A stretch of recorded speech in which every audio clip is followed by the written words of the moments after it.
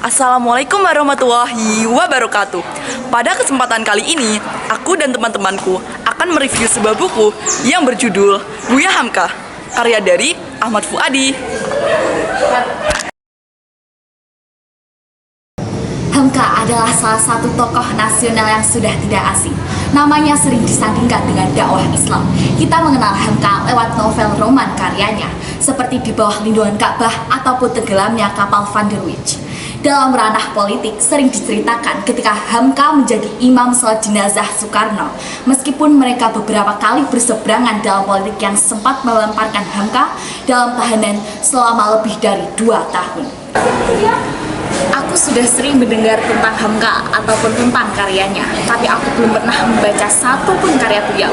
Di kesempatan ini, aku dan teman-temanku akan mereview novel biografi berjudul Buya Hamka.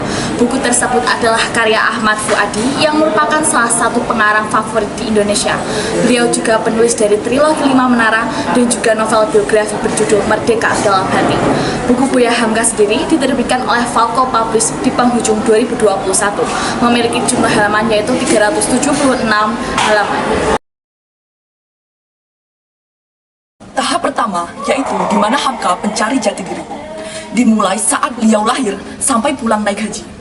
Pada masa muda, orang tuanya cukup sibuk berdakwah, tetapi pamanlah yang menggantikan sosok ayah untuk Hamka. Pamannya lah yang mengenalkan Hamka pada dunia sastra Minang. Hamka dipaksa oleh sang ayah untuk mempelajari ilmu agama.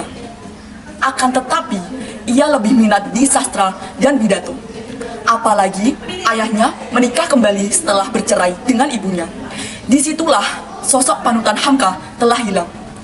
Dia merantau ke Jawa untuk berburu. Balik lagi ke rumah untuk membantu dakwah ayahnya. Kemampuan pidatonya bisa menarik banyak orang. Sayangnya, ada sedikit masalah lagi dengan ayahnya. Karena menurut ayahnya, pidatonya hebat tapi tidak berisi. Dia akhirnya memutuskan untuk berkelana ke tanah Arab untuk naik haji dengan bantuan keuangan dari neneknya dan teman-temannya. Di Arab, pergaulan dia semakin luas dan pertemuan dengan Agus Salim membuat dia memutuskan balik lagi ke Indonesia. Meskipun kurang dari setahun tinggal di tanah Arab. Pada tahap kedua, di mana Hamka berjuang untuk mendapatkan penghasilan dengan menulis di koran-koran mengenai pengalaman dia berhaji, menulis roman bersambung, dan juga menerbitkan roman tersebut menjadi sebuah buku.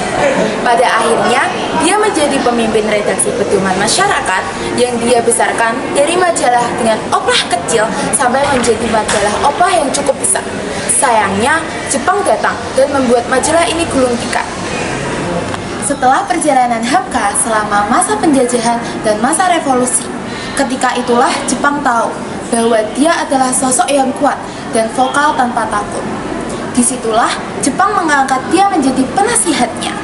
Walaupun dengan tujuan yang baik, tetapi banyak tokoh yang tidak senang.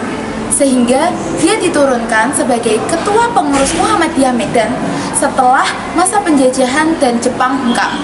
Untungnya, kembali ke Padang Panjang, ia masih sangat dihormati dan diminta untuk menjadi ketua pengurus Muhammadiyah di sana.